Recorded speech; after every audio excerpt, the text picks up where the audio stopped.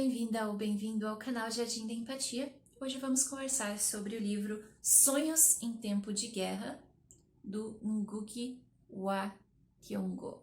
Ngugi.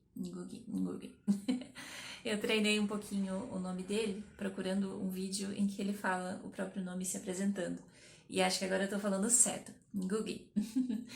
E é um baita livraço que foi enviado pela Tag Curadoria no mês passado, e eu tô super feliz de ter entrado em contato com essa leitura, porque num primeiro momento eu confesso que não me chamou muita atenção, assim, lendo o prefácio e tal, mas no momento que eu comecei a ler, eu me vi totalmente envolvida por essa história, que na verdade é uma história real. Esse livro é um trabalho autobiográfico do Ngugi wa Thiong'o, que é um autor queniano super renomado. Ele é professor na Califórnia também, dos Estados Unidos, e ele começou a relatar as suas memórias em algumas obras, e essa aqui é a que fala justamente da infância dele, da adolescência, até ali uma etapa em que ele tá indo para o ensino médio. Ele vai descrevendo de uma forma muito pura, assim, as suas memórias no meio de duas guerras em que o Quênia esteve envolvido. A primeira delas sendo a Segunda Guerra Mundial, em que o Quênia teve uma participação maior do que eu imaginava, até que eu não sabia, né? Até na revista da TAG se comenta um pouco sobre isso, que pouca gente conhece o envolvimento de algumas nações africanas na Segunda Guerra Mundial e o desempenho que eles tiveram combatendo o nazifascismo, enfim.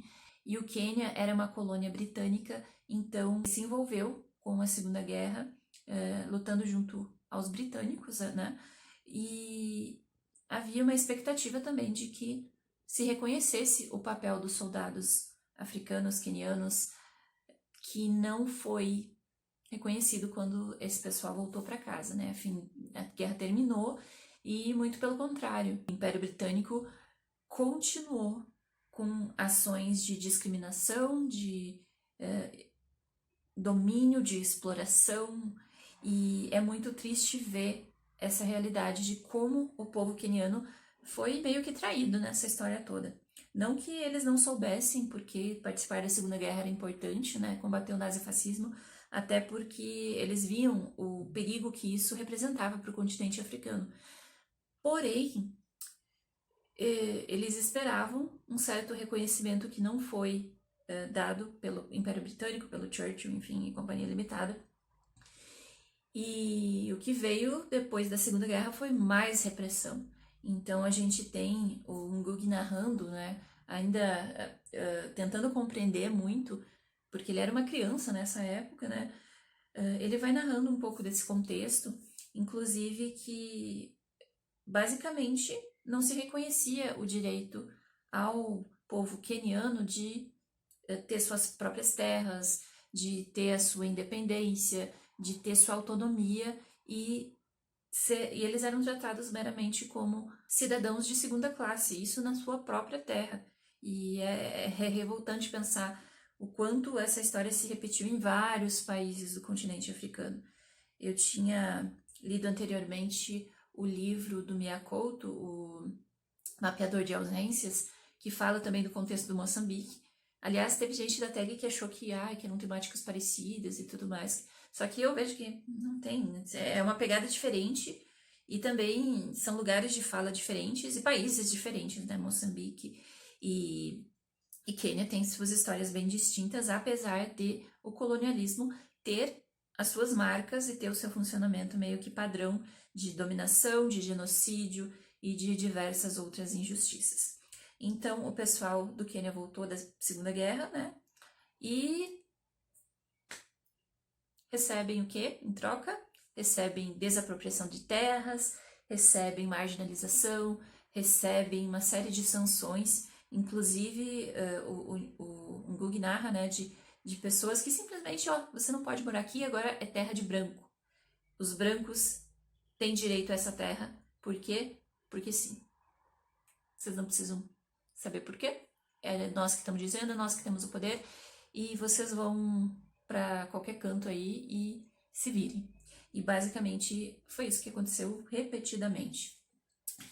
E aí, natural que o pessoal queniano, o povo negro, se revoltasse com essa situação, né? E aí a gente tem a revolta dos Mau Maus, que é a segunda, o segundo conflito, né? Que o Ngugi narra aqui, através também da sua visão como criança, vendo como isso transformou a sua comunidade, como isso afetou a sua família também. O Ngugi, ele vem de uma família super extensa, que o pai dele é de uma cultura poligâmica, né? Então ele tinha 4 esposas, se eu não me engano, e 24 filhos. Então é uma galera, assim. E ele vai contando, enfim, a história de várias pessoas do seu núcleo familiar, do seu núcleo comunitário, vivenciando essa situação toda, se envolvendo com esse conflito armado, né? Em muitos momentos se tornou um conflito bem violento, em que os Mau-Maus estavam buscando justiça para o povo originário do Quênia, né? E aí é interessante também porque também tem muitos indianos no Quênia, e aí eles têm a referência do Gandhi também, de se inspirar por uma luta por independência. O Ngugi fala também de como ele percebia tudo aquilo com alguns heróis que foram surgindo nesse meio tempo, como o Kenyatta, que mais para frente se tornou uma pessoa importante, né, no governo, quando o Quênia finalmente conseguiu avançar em algumas questões sobre isso, de ter a sua autonomia. Mas a gente vai percebendo o quanto se tornou difícil a vida do povo queniano em torno desses conflitos. E o Ngugi também traz aqui a importância da educação na vida dele. E esse é um elemento assim que eu cheguei a estar quase chorando no final do livro. Acho que chorei um pouquinho. Porque realmente a gente vê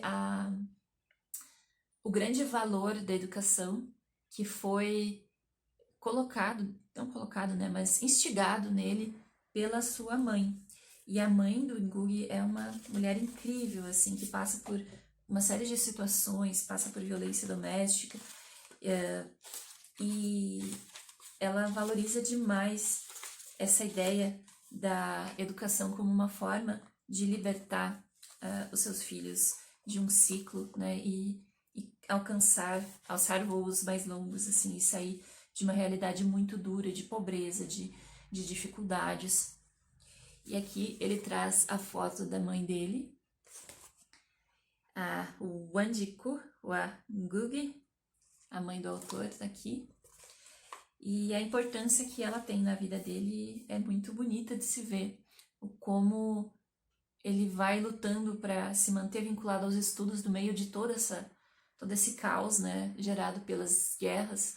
Ele vai se mantendo firme com o compromisso que ele faz com a mãe de estudar e dar o seu melhor. E é muito emocionante ver isso, não no sentido meritocrático, tipo, é só querer e você vai superar tudo. Até porque ele vai mostrando como outras pessoas não tiveram a mesma sorte, daqui a pouco a gente pode falar até em sorte, de conseguir ter acesso a algumas coisas, né? Então, é muito bonito ver como ele vai lutando por isso e como ele realmente consegue desenvolver, hoje ser um autor renomado, um professor de universidade nos Estados Unidos, ser um nome cotado várias vezes para o Prêmio Nobel de Literatura, e é muito emocionante pensar nisso, mas também é triste pensar quantos Ngugis poderíamos ter em países como o Quênia se as marcas do colonialismo, da dominação, da opressão fossem tratadas da forma que merecem ser tratadas, né? O que seria se não tivesse essa dominação por tanto tempo, essas injustiças no país. E hoje é muito fácil olhar para o continente africano e pensar, mas esse pessoal, coisas que eu já vi, né? Esse pessoal não sabe se organizar, tá sempre em guerra, tá sempre se matando, né? Uma coisa muito muito agressiva, assim. E quando eu era super ignorante sobre o continente africano e as histórias de cada nação. E o que eu tô gostando muito na Tech Curadoria, quando eles enviam esses livros de autores africanos ou decolonialistas, né, da gente descolonizar o que foi incutido com tantos anos de dominação e de se pregar essa história de que esse pessoal precisa ser dominado para dar certo, que é um discurso até que ele traz aqui, né, que o Império Britânico tenta incutir em muitas pessoas. Tem sido uma experiência que eu tô revendo muito dos meus preconceitos, e realmente é uma história aqui muito bonita, mas também revoltante de ver como também o caminho do Ngugi